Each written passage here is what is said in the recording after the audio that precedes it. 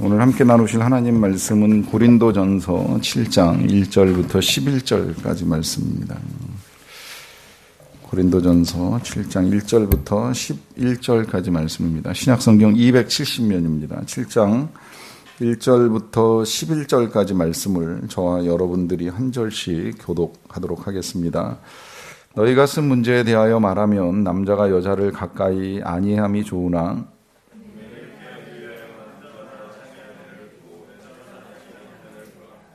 남편은 그 아내에 대한 의무를 다하고 아내도 그 남편에게 그렇게 할지랑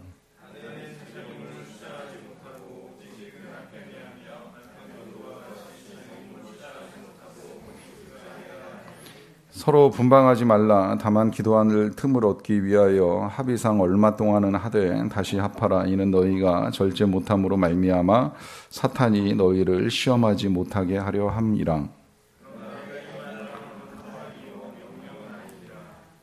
나는 모든 사람이 나와 같기를 원하노라. 그러나 각각 하나님께 받은 자기의 은사가 있으니 이 사람은 이러하고 저 사람은 저러하니라.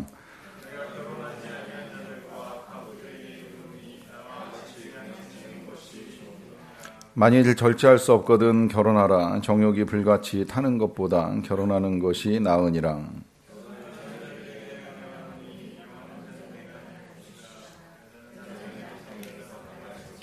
같이 읽겠습니다. 만일 갈라섰으면 그대로 지내든지 다시 그 남편과 화합하든지 하라.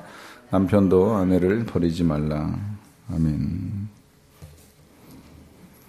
네, 가정의 달에 맞춰서 우리가 고린도전서 7장을 보게 된 게 감사한데, 이 가정의 달 하나님이 우리에게 가정을 허락하신 건 분명합니다. 그 가정 안에서 행복하게 살아가라 하심인 것이죠. 그 누구도 가정으로 인해서 불행에 빠지거나 가정으로 인해서 어려움을 겪는 것을 하나님이 원하지 않으셨다는 거예요. 그러나 때때로 이제 주변에 보면 또 교회 안에서도 이 가정 안에 이제 이 불행에 빠져 있는 경우들을 이제 보는 일들이 종종 있습니다. 무엇일까, 왜 그럴까 하는 이제 여러 가지 이유에 이 고린도서의 이 주제를 다루는 7장이 섞여 있다는 게 되게 감사한 것 같아요. 보면서 그런 생각이 들어요. 고린도 교회가 정말 다양한 문제들을 가지고 있었는데 오히려 그 문제가 있음으로 말미암아 이제 후대의 교회들에게 남겨준 유산이 굉장히 크다. 이 문제들을 이 사도 바울이 이렇게 다양하게 다뤄줌으로 인하여서 이제 오늘날 우리가 교회를 다니거나 신앙생활을 하면서 제기할 수 있는 모든 문제와 의문들에 대해서 충분히 다 답을 주고 있다. 이제 이런 생각을 하게 됩니다. 그래서 한 교회는 많은 문제들로 인해서 어려움을 겪기는 했지만 또 하나님께서 그 교회를 선하게 쓰셔서 그 교회를 향한 이 바울의 편지를 통해 하나님의 뜻이 무엇인지를 오늘날까지도 우리가 알 수 있도록 명확하게 알려주시는 일이 되었습니다. 그 가운데 이제 오늘 우리는 이 가정이라고 하는 것에 대해서 보게 되는데, 이 고린도 교회가 이제 지금 이 가정의 문제가 제기된 것 자체는 영적인 열광주의에 빠지면서 이제 두 극단의 형태가 나타나는 거예요. 저는 열이라고 하는 단어는 되게 좋아해요. 욕이라고 하는 단어는 별로 안 좋아해요. 욕 뒤에 붙여 있는 건 되게 좀 나쁜 게 많아요. 욕망, 욕구, 욕정, 욕심 다 나쁜 건데 열 뒤에는 열심, 열망, 열정 다 좋은 단어예요. 근데 이제 한 가지가 조금 좋지 않은 단어가 이 열광이라고 하는 겁니다.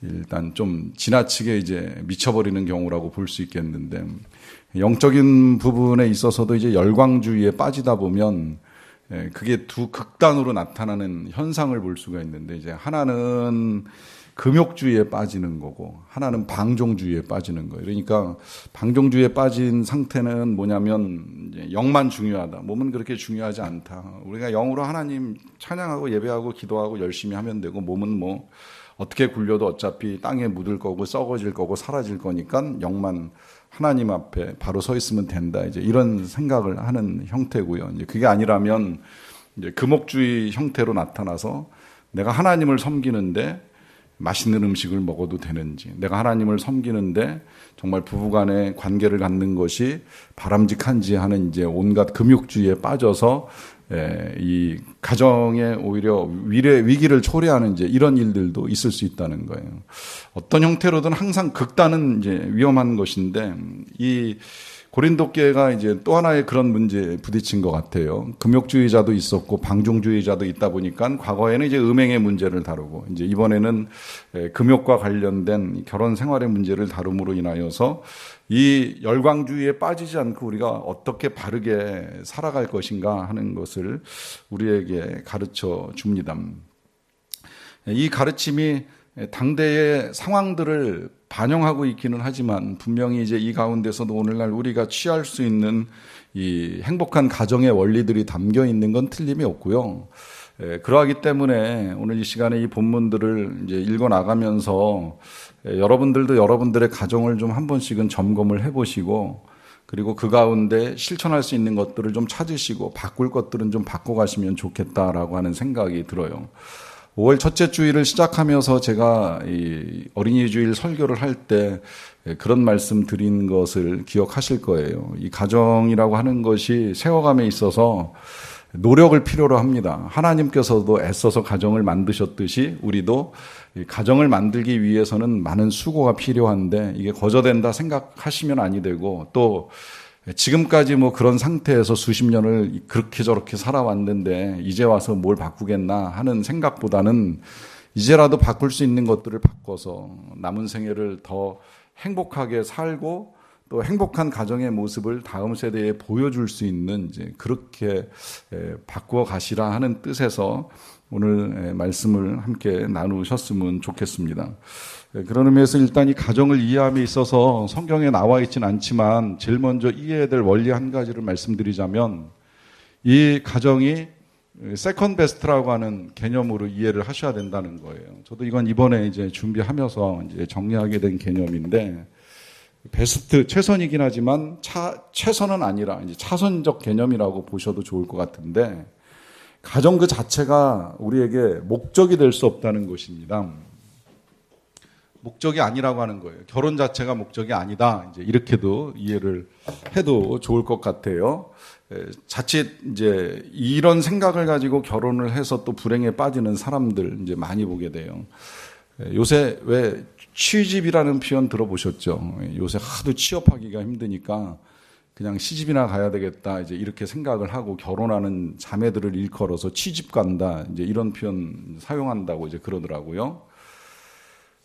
그 표현 그대로 한번 생각을 해봤어요. 그렇게 해서 취직이 아닌 취집을 하긴 했는데 그게 그야말로 취업을 대신한 직장 같은 결혼이라고 한다면 거기도 때로는 월급이 체불되는 일도 있을 것이고 일이 내 마음에 맞지 않는 일도 있을 것이고 일을 시키는 남편이든 시댁이든 누군가 나와 맞지 않는 사람들이 있으면 이거 어떻게 퇴직하나 하는 생각을 해보는 겁니다. 그래도 직장은 한번 결정하면 다시 바꿀 수 있는 기회가 얼마든지 있을 수 있는데 이 취직이라고 하는 것이 직장처럼 그렇게 쉽게 바꿀 수 있는 것이 아니라면 이 결혼의 원리를 이제 바르게 이해하고 살아가는 것이 얼마나 중요한가라고 하는 것을 우리가 알 수 있는데요. 이 결혼을 이해함에 있어서 그래서 결혼 자체를 목적으로 삼으면 이제 그런 위험성에 빠지는 거예요. 이것만 하면 될 줄 알았는데 이게 전부라고 생각했는데 특히 그런 경우들 종종 보잖아요. 진짜 내가 저 여자랑 저 남자랑 결혼하면 정말 행복할 것 같다라고 하는 그 열정.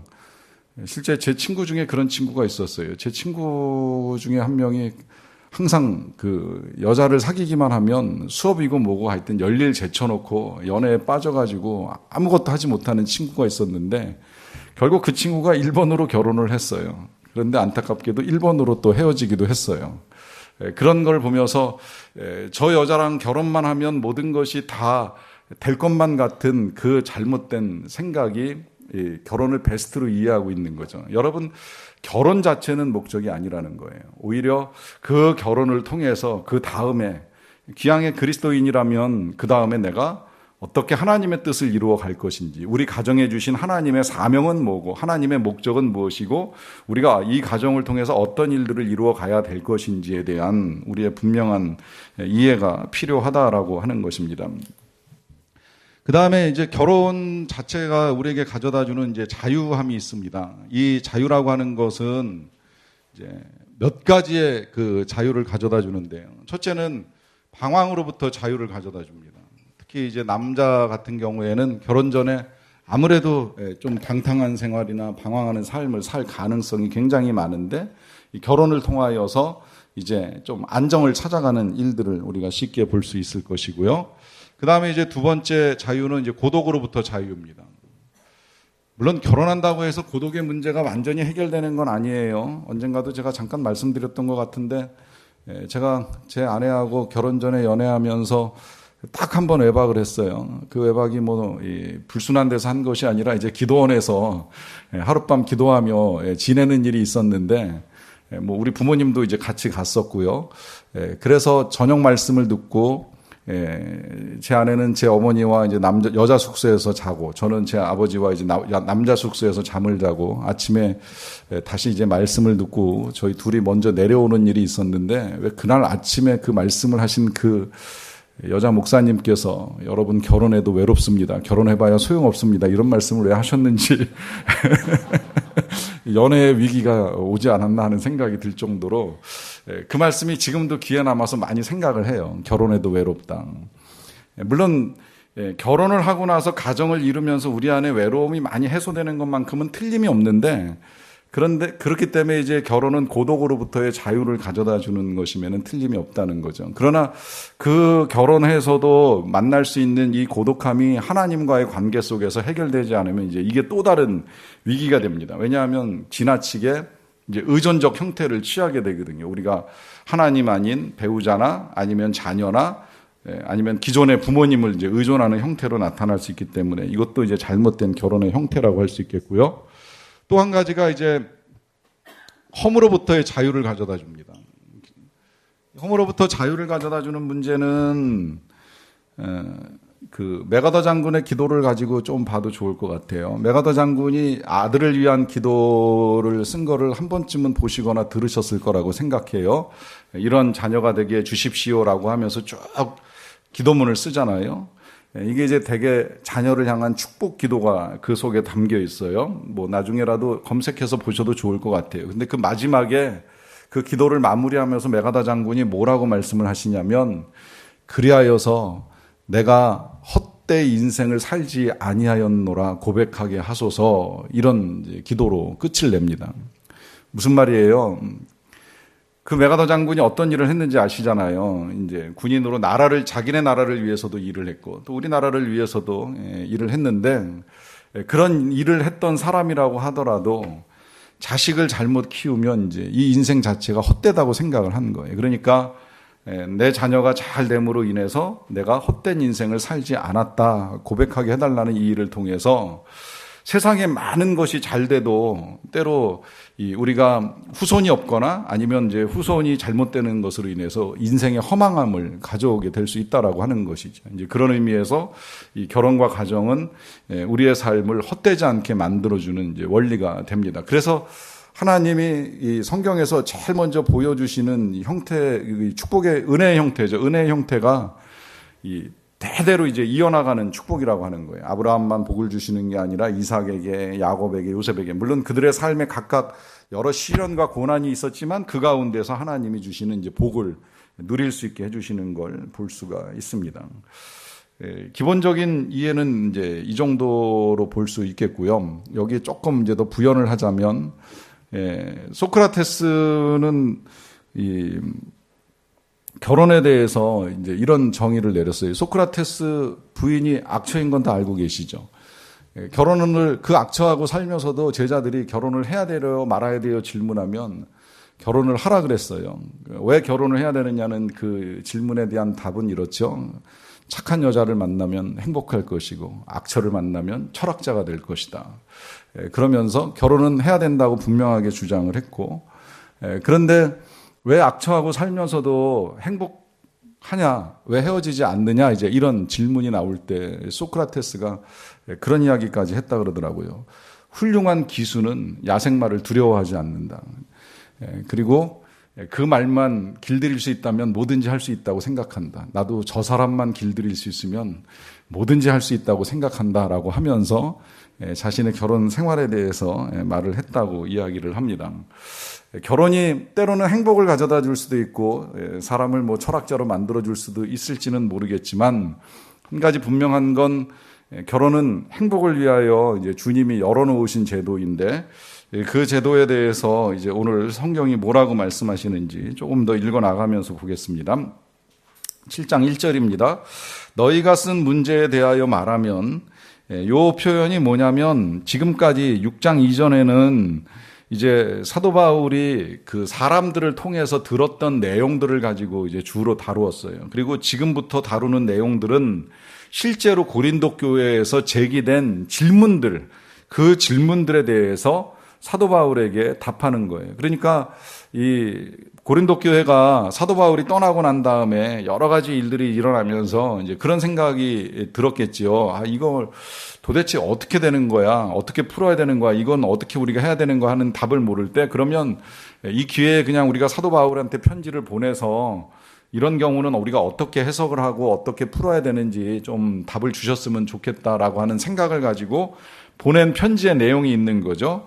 그래서 이제 너희가 쓴 문제에 대해서 이제 답을 해준다라고 하면서 이 결혼 문제를 다루는데 남자가 여자를 가까이 하지 않는 것은 좋다라고 하면서 일단 은연중에 독신이 좋다라고 하는 걸 분명히 말합니다. 또 나중에도 그 표현은 나오고요.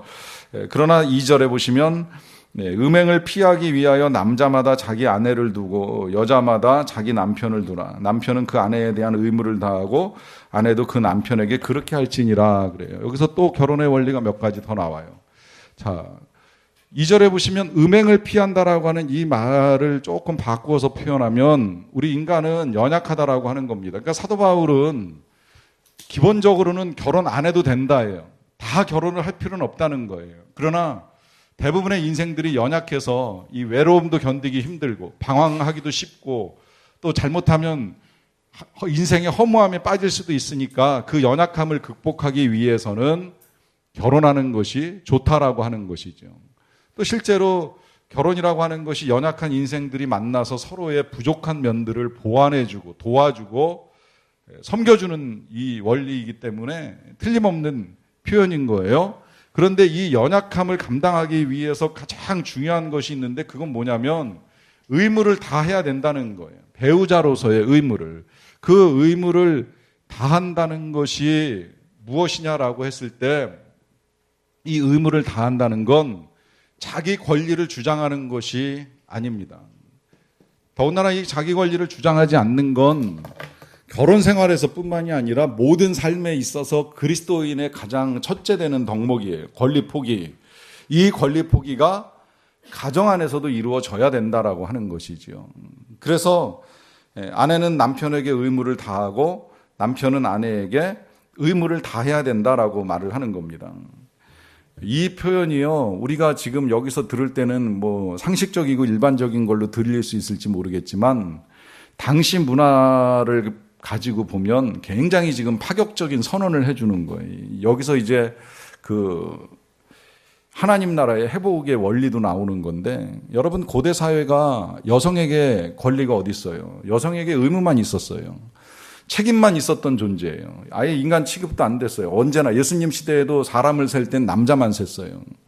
그런 상황 속에서 사도 바울이 지금 이 교회 공동체 각 가정에 선포해 주기는 서로 의무를 다하라는 거예요. 서로 최선을 다하라는 거예요. 그러니까 이게 굉장히 파격적인 원리를 제시하는 거죠. 이 말은 무슨 이야기가 되는 거예요? 서로 존중해주고 서로 필요를 채워주라는 거예요. 이게 결혼이라는 거예요. 나를 존중해라, 나를 섬겨라가 아니에요. 내 필요를 채워라가 아니에요. 상대방을 존중하고 상대방의 필요를 채우는 게 결혼이고 그것을 위해서 내 의무를 다하는 게 결혼이라는 거예요.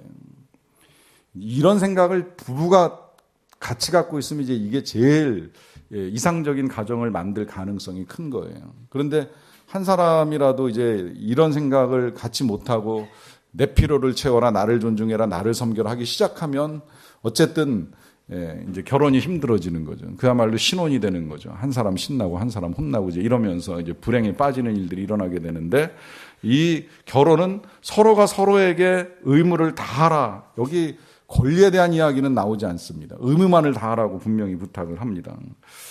그래서 그렇게 부탁을 하는 것이고요. 4절로 넘어가서 보면 아내는 자기 몸을 주장하지 못하고 오직 그 남편이 하며 남편도 자기 몸을 주장하지 못하고 오직 그 아내가 한다라고 하면서 부부의 몸은 자신이 주장하는 것이 아니다라고 하면서 서로가 서로를 주장할 수 있다라고 말해요. 오해하기가 쉬운 표현이에요. 그러면 여기서 이 표현 그대로 그냥 적용하면 제가 제 아내의 몸에 대한 권한을 가지고 있느냐, 이런 표현 자체가 지금 이제 위에 언급된 내용하고 충돌이 나는 거예요. 권한은 없습니다. 다만 뭐가 있느냐? 거꾸로 사랑과 헌신만 있다는 거예요. 주장하지 말라는 거예요. 내 몸을 내어드리는 헌신, 내 몸을 배우자에게 내어주는 헌신이 결혼의 원리라고 하는 것입니다.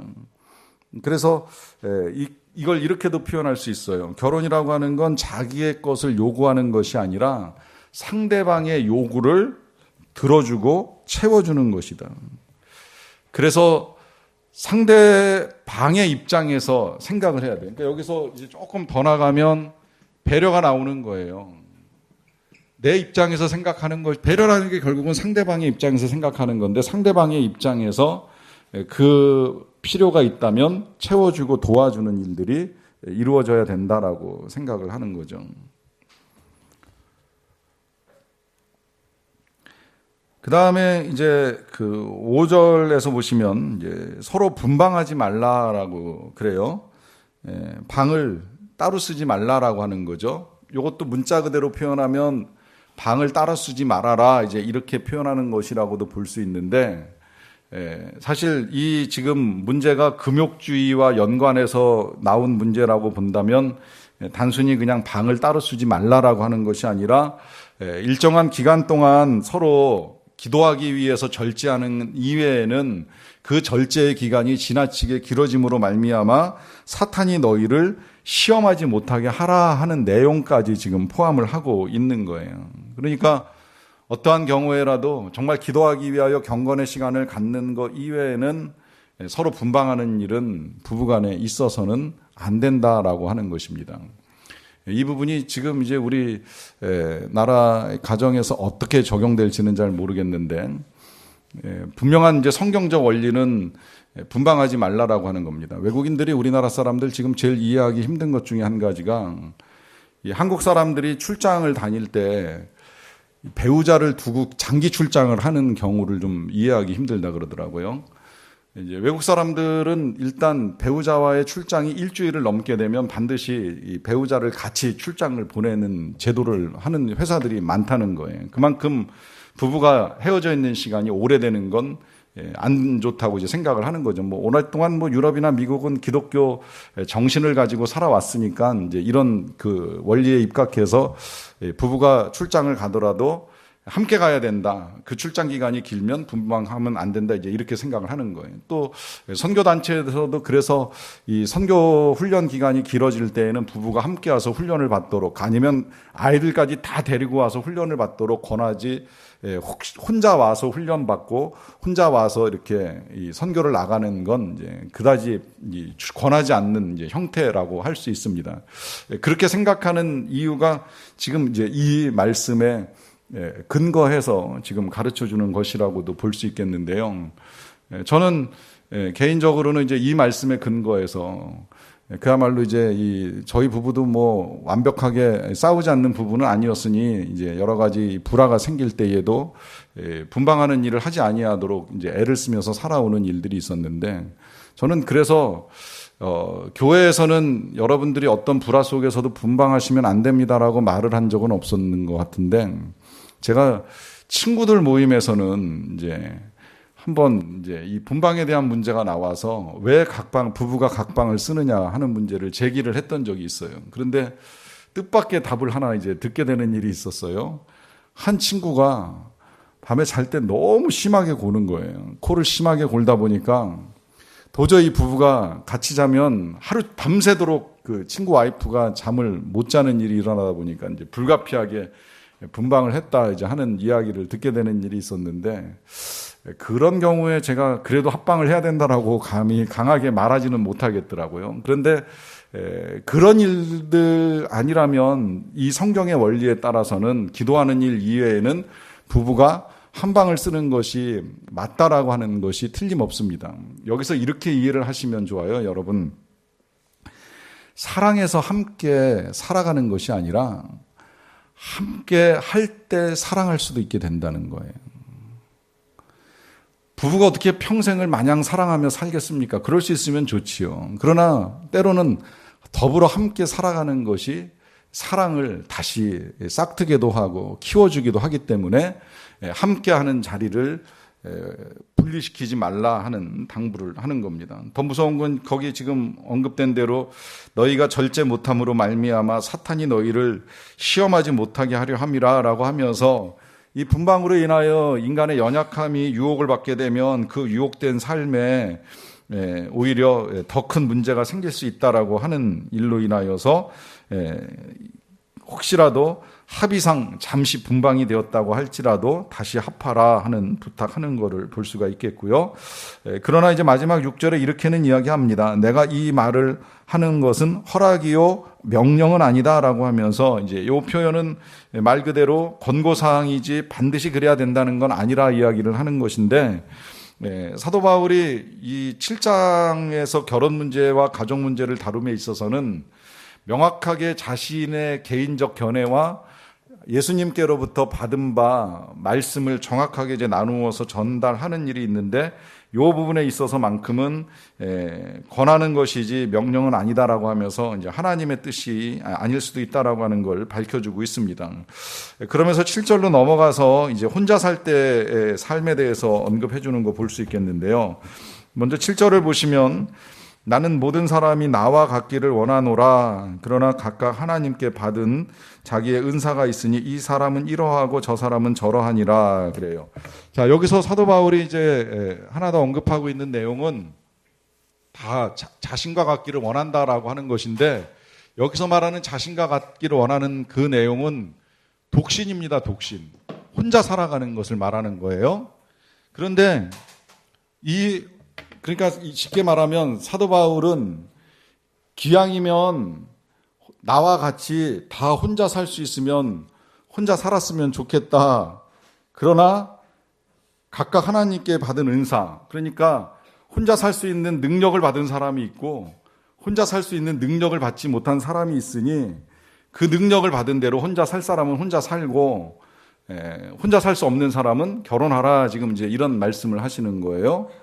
그래서 사람에 따라 독신의 은사를 받은 사람도 있고 독신의 은사를 받지 못한 사람도 있을 수가 있는데, 그건 시간이 지나봐야 알 것 같아요.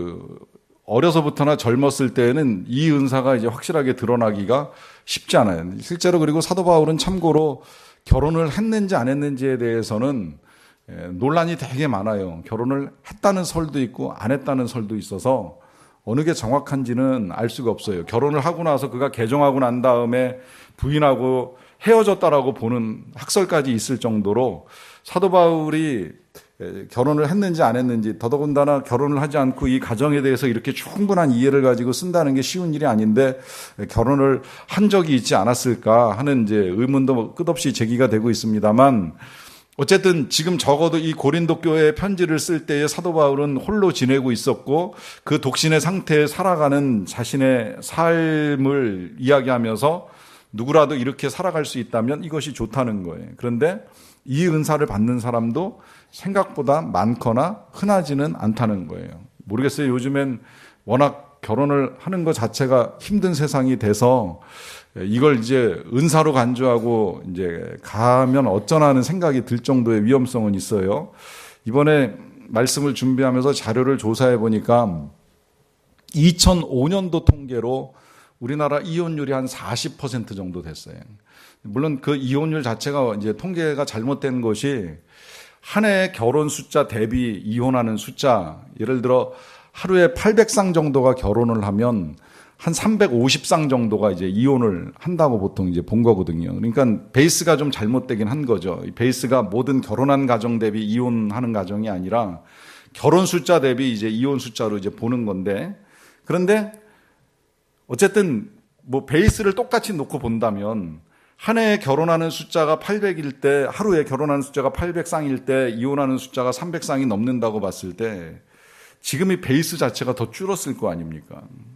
훨씬 줄었을 거 아니에요. 그때보다, 지금 15년 전보다 지금 결혼하는 사람이 얼마나 더 줄었겠어요. 이제 그렇게 보면 이혼율은 훨씬 더 이제 높아진 상태라고 볼 수가 있겠는데, 이게 무서운 건 뭐냐면 당시에는 우리나라가 아시아 1위였었고요, 이혼율이. 아마 지금은 이제 세계에서 1위로 가고 있지 않을까 할 정도로 이제 추정을 하는 통계도 있더라고요. 그런데 그 율 자체가 높아지는 건 이제 결혼 자체가 워낙 이제 안 이루어지고 있잖아요. 근데 이 결혼 자체가 안 이루어지고 있는 이 상황에서 결혼을 하지 않는 우리의 이제 자녀들, 청년들, 젊은이들을 독신의 은사를 가진 것으로 봐야 되나? 저는 좀 그렇게 보진 않거든요. 옛날에 신학교 다닐 때 실제로 그 노처녀 교수님이 한 분 계셨는데, 교수님과의 대화 시간에 나중에 질문이 실제로 나왔어요. 학생들에게서. 은사입니까? 못 가고 계시는 겁니까? 그랬더니 교수님이 불쾌하지 않으시고 솔직하게 답을 해 주시더라고요. 얼마 전까지는 못 가고 있었는데 지금은 은사 같아. 이제 이러면서 거의 이제 결혼을 포기하신 듯한 답변해 주시는 걸 듣는 일이 있었는데, 이게 그렇게 일찍 확인되기가 쉽지는 않다는 거죠. 그러하기 때문에 이제 혼자 살게 되는 일이 있을 수는 있지만 그 일에 대한 우리의 태도가 어떠해야 되는지를 사도 바울은 자신과 같기를 원한다라고 하면서 뭐라고 말을 하느냐면 그 뒤에 8절에 이렇게 이야기를 해요. 내가 결혼하지 아니한 자들과 과부들에게 이르노니, 이제 홀로 된 여자들이죠. 결혼을 했다가 홀로 될 수밖에 없는 이제 상황. 당시에는 이렇게 홀로 되는 일들이 많이 일어납니다. 워낙 전쟁이 빈번하고 남자들이 전쟁터에 나갔다가 살아 돌아오지 못하는 일들이 많다 보니까 이렇게 저렇게 혼자 되는 사람들이 많은데, 그 여인들에게 말하기를 나와 같이 그냥 지내는 것이 좋으니라 그래요. 여기 전제가 있는 거죠. 무슨 전제예요? 홀로 지낼 수만 있다면 홀로 지내는 것이 좋으니라, 이렇게 부탁을 하는 겁니다. 그러나 9절, 만일 절제할 수 없거든 결혼하라. 정욕이 불같이 타는 것보다 결혼하는 것이 나으니라 그래요. 여기서도 이제 두 가지를 먼저 확인하는, 하나는 일단 우리가 연약하기 때문에 정욕이 불같이 타는 것보다야 절제할 수 없으면 결혼하는 게 좋다라고 하는데, 홀로 지낼 수 있으면 홀로 지내는 것이 좋다는 걸 한 번 더 강조합니다. 7절에서도 나와 같이 되기를 원하노라 하면서 여기서도 홀로 지내는 게 좋다 그래요. 왜 그런지에 대한 이유를 알 필요가 있는데요. 일단 이 독신을 하게 되면 전적인 헌신이 가능하다라고 하는 거죠. 저만 그렇게 생각하는 줄 알았더니 이번에 이 준비하면서 보니까 또 다른 목사님도 저와 생각이 다르지 않더라고요. 선교제에 나가보면 놀랍게도 이 여자 선교사님들이 사역 잘합니다. 부부가 나간 경우에도 저는 그 사모들이 굉장히 사역 잘하는 걸 많이 봤고요. 남자 선교사가 혼자 나가서 사역을 하는 경우를 드물게는 봤는데 어떻게 하는지는 잘 모르겠어요. 근데 제가 만났던 여자 선교사님들은 대부분 선교제에 나가서 혼자 사역들을 아주 잘 하는 것을 볼 수가 있어요. 왜 그럴까요? 일단 딸린 사람이 없으니까 선교에만 집중하는 거예요. 사역만 집중합니다. 근데 이 부부가 가게 되면 이제 경우가 달라요. 부부가 가면 대개 자녀가 같이 가잖아요. 여기 이제 복잡한 문제가 얽히기 시작을 합니다. 일단 여자들이 선교지에서 자유롭지 못한 선교지가 있어요. 예를 들면 뭐 인도만 하더라도 지금 박상길 선교사님의 사모님 같은 경우는 워낙 씩씩해가지고 혼자 운전하면서 온 사방군데 다 다니고, 뭐 정말 가다가 사고 나면 내려서 싸우기도 하고 막 누가 속이려고 하면 그거 다 따지면서 이렇게 해결해 나가는 이런 일들을 워낙 잘하시긴 하는데, 그때 가서 제가 세미나 할 때 만난 선교사님 중에는 남편하고 움직이지 않으면 집에서 한 발자국도 못 나오는 사모님이 계세요. 그러니까 남편이 사역하다가도 일만 있으면 집에 들어가셔야 되고 애들 봐줘야 되고 같이 장 보러 다녀야 되고 뭐 필요 있으면 다 움직여야 돼요. 그러니까 아무래도 시간이고 뭐고 많이 빼앗기는 거죠. 이 사역이 힘들어요. 그런데 예를 들어 여자 혼자 선교지에 나갔다 그러면 신경 쓸 게 아무것도 없는 거예요. 그냥 전적으로 사역만 하면 되는 거예요. 사도 바울이 그걸 알고 있는 거예요. 그러니까 혼자 다니면 신경 쓸 게 없는 거죠. 더군다나 이 선교사가 결혼을 해서 가정을 이루면 목회자도 그렇습니다만은 어쨌든 자녀들이 있고 그러면 자녀들도 먹여야 되죠. 키워야 되죠. 가르쳐야 되죠. 때로는 선교비가 많은 부분 자녀 양육비로 들어가는 걸 불가피하게 막을 수는 없는 거예요. 그것도 선교의 일부분이니까. 그런데 그러다 보면 어쨌든 선교에 쏟아붓는 것들이 부족하다 보니까 사도 바울이 기왕이면 나와 같이 홀로 이 사역을 할 수 있으면 얼마나 좋겠느냐, 이런 이야기를 하는 겁니다. 그러나 사도 바울은 그것만 가지고 말하는 건 아니고요. 지금 그는 늘 재림에 대한 소망을 가지고 사역을 했어요. 특히나 지금 1세기의 교회들은 이 재림에 대한 소망과 함께 임박한 환란이 있다라고 하는 것을 분명히 인식하면서 살아왔잖아요. 이 환란 때에 예수님도 말씀하셨잖아요. 너희와 너희의 자녀들을 위하여 울라라고 하시면서 이 환란이 일어날 때 누가 더 낫겠어요? 물론 환란을 겪는 건 다 똑같겠지만 가장 답답하고 불행한 사람은 그야말로 예수님 말씀하신 것처럼 아이를 가진 자와 아이를 키우는 사람들이 고통인 거죠. 우리가 당하는 거야 겪을 수 있는 일이고 있을 수 있는 일이지만 우리의 자녀가 크기도 전에 겪게 되는 환난과 고통 생각하면 이게 힘든 거니까 이 임박한 재림 앞에 결혼 못했다고 힘들어할 것이 아니라 차라리 홀로 살아가는 것이 낫지 않겠느냐, 이런 이야기를 하는 겁니다. 특히 이 환난이 가장 극에 달하는 상황이 순교할 때입니다. 순교할 때. 어떻게 보면 우리나라에서 이 신사참배를 결의하고 목사님들이 부끄러운 결정을 하게 된 데에도 혼자 살지 못하기 때문에 있었던 일이 아닌가 하는 생각이 드는데, 배우자가 있고 가정이 있고 자녀가 있으면 이런 상황에 직면했을 때 순교의 결단을 내리기가 생각처럼 쉽지는 않다는 거예요. 여러분, 그 순교자 뒤에는 항상 그를 순교하게 만든 가족들이 있다는 거 알고 계시죠? 주기철 목사님이 감옥에 계실 때 면회를 갔던 사모님께서 주기철 목사님을 면회하면서 드렸던 말씀이 이 말씀이에요. 살아서 돌아오실 생각하지 마세요. 그럼 내 남편이 아닙니다. 어떻게 보면 참 부인으로서 독한 발언을 했다고도 볼 수 있는데, 그 발언을 주 목사님이 들으시고 상처를 받으신 건 아니겠다고 생각을 하면서, 그렇게 누군가가 격려해 주지 않으면 그 감옥 안에서 순교하기 쉽지 않아요. 예를 들어서 그렇게 면회를 온 사모가 여보 당신 죽으면 안 돼. 나 혼자 애를 어떻게 키워. 난 못 살아. 이러면 순교 끝나는 거죠. 그냥 예수님 부인하고 추록할 방법을 찾는 거죠. 그러니까 혼자 살지 않으면 이런 문제들이 복잡하고 어려워지는 거예요. 그러니까 사도 바울이 지금 나와 같이 그냥 지내는 것이 좋다라고 말을 하면서, 그러면 결혼은 잘못됐냐? 그것도 아니에요. 10절에 보시면 결혼한 자들에게 명하노니 명하는 자는 내가 아니요 주님이시라. 여기서는 명확하게 말합니다. 지금 이건 내 뜻이 아니라 예수님의 뜻인데 여자는 남편에게서 갈라서지 말라. 요 말이 지금 왜 나오냐면 제기된 문제 중에 그런 문제가 있는 거예요. 예수님을 믿고 나서 보니까 남편이 여전히 그리스 신전에서 우상을 섬겨요. 맨날 신전을 드나들어요. 나는 예수님 믿고 거룩하게 살고 싶은데 남편은 신전을 드나들면서 온갖 나쁜 일을 아직도 하고 있어요. 이거 어떻게 해야 돼요? 이혼해야 되는 거 아니에요? 이런 질문이 제기가 된 거예요. 그러나 결혼한 자들에게 명하노니 아직은 갈라서지 말라 그럽니다. 특히 이 질문이 나오는 배경은 유대인들은 과거에 실제로 우상을 섬기는 여자 배우자를 내쫓는 일들이 있었거든요. 그게 느헤미야 시대, 에스라 시대에 있었잖아요. 이 부흥을 다시 일으키시는 과정 중에 자신들의 죄악을 깨닫고 어찌할까 하다 보니까 이방 여인들을 내쫓으라고 하는 하나님의 명령에 따라 내쫓는 일이 있었는데 지금 그래야 되느냐라고 하는 질문이 나온 겁니다. 그러나 오늘 분명히 말합니다. 여자는 남편에게서 갈라서지 말고 11절 만일 갈라섰으면 그대로 지내든지 다시 그 남편과 화합하든지 재결합을 추천합니다. 그리고 남편도 아내를 버리지 말라 그래요. 일단 여기서 또 하나의 소결론이 내려지는 건 뭐예요? 결혼을 했으면 헤어질 생각은 하지 말라는 겁니다.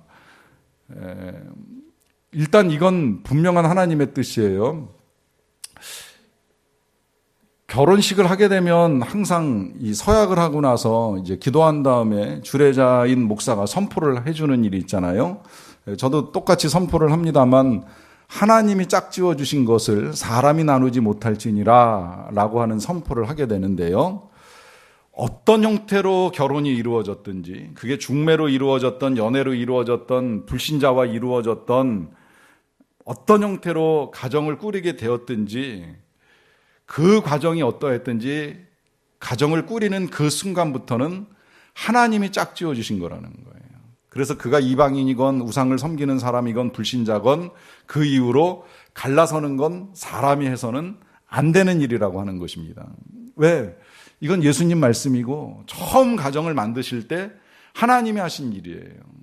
그러하기 때문에 지금 살아보니 정말 저 사람하고 못 살겠다고 생각해서 괜히 중매한 사람 원망하고 주례한 목사 원망하고, 저도 원망 받아본 적이 몇 차례 있기는 합니다만은 이 원망해서 될 일이 아니라 분명히 성경은 우리에게 말씀해 주시기를 갈라설 생각하지 말고 그 가운데서 어떻게 행복을 꾸려갈 것인지를 다시 생각하라는 거예요. 그 행복의 원리는 이미 몇 가지로 우리에게 제시되어 있습니다. 그것은 내 입장에서만 생각할 것이 아니라 상대방의 입장에서 한번 다시 생각해보고 배려해보고 내가 상대방의 필요를 채워주기 위해서 무엇을 할 것인가 더 고민을 해야 된다는 거죠. 그럴 때 우리 모두의 가정이 행복하게 될 줄로 믿습니다. 같이 찬양하고 기도하겠습니다.